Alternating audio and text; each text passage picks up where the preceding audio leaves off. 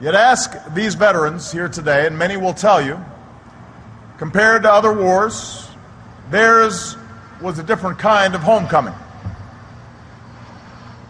Unlike the Second World War, Korea did not galvanize our country. These veterans did not return to parades. Unlike Vietnam, Korea did not tear at our country. These veterans did not return to protest. Among many Americans tired of war, there was, it seemed, a desire to forget, to move on. As one of these veterans recalls, we just came home and took off our uniforms and went to work. That was about it. You, our veterans of Korea, deserve better. And down the decades, our nation has worked to right that wrong, including here, with this eternal memorial, where the measure of your sacrifice is enshrined for all time. Because here in America, no war should ever be forgotten, and no veteran should ever be overlooked. Blast at the approaching Reds who threatened to cut off the combat teams.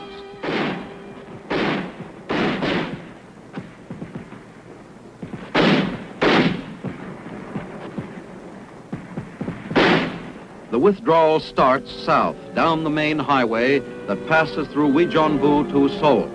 Hit by an enemy shell, this UN truck tractor burns. Due to machine gun and mortar fire from infiltrated enemy troops, the convoy halts.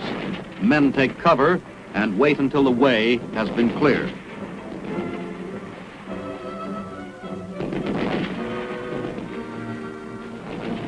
The long convoy moves southward again with its cargo of men and equipment. The communist offensive was expected, and nothing of use is left behind.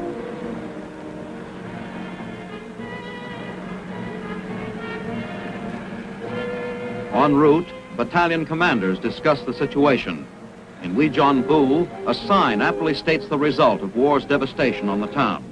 Tanks and trucks race through the battered town to pick up units of the combat team, which are redeployed in new defense line south of Uijeonbu. Later, a battalion of infantry plods wearily through the rice paddies. After fighting off the Chinese all through the night, they slog through the pelting rain to new defensive positions. Their fatigue is apparent in every step. A little more water doesn't seem to matter much as they wade a swollen stream.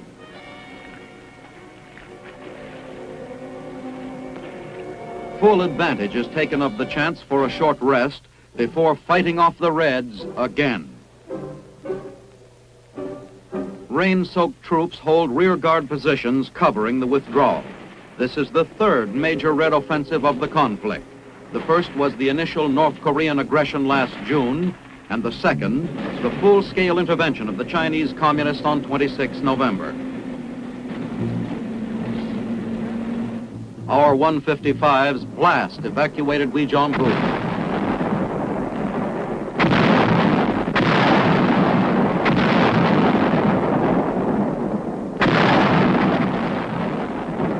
Withdrawal continues as UN firepower takes a terrible toll of Chinese. Further south, nearing Seoul, the last UN vehicles cross a bridge south of Yapyong. Men of an engineer battalion pour gasoline on the bridge, which has also been mined with TNT.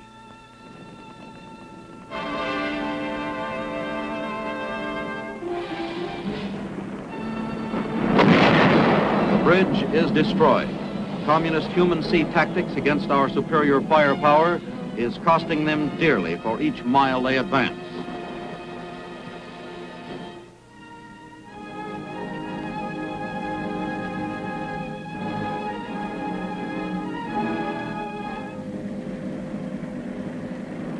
At the end of the first week of the Communist spring offensive, Allied units withdraw to defensive positions north of Seoul.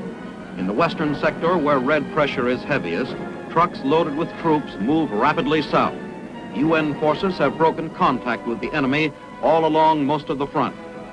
As soon as defending forces have taken positions behind the Lincoln Line, final line of defense between Uijeonbu and Seoul, engineers plant an extensive minefield. The anti-tank mines are armed as the field is completed. Anti-personnel mines will also be laid.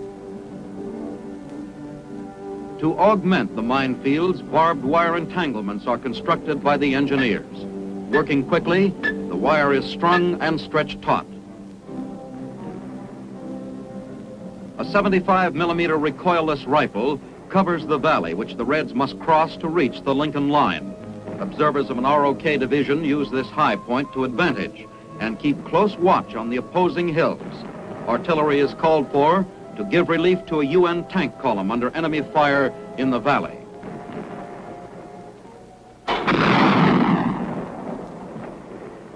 HE shells blast the distant hills, giving support and cover to the withdrawing tanks.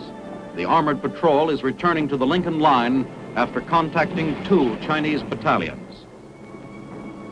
Tanks wait in emplaced positions to add their forceful punch.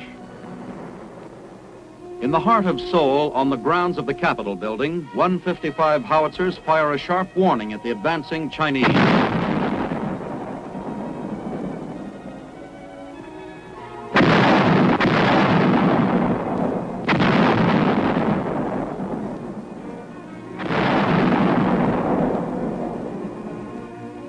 The artillerymen improved their emplacements within view of the Capitol.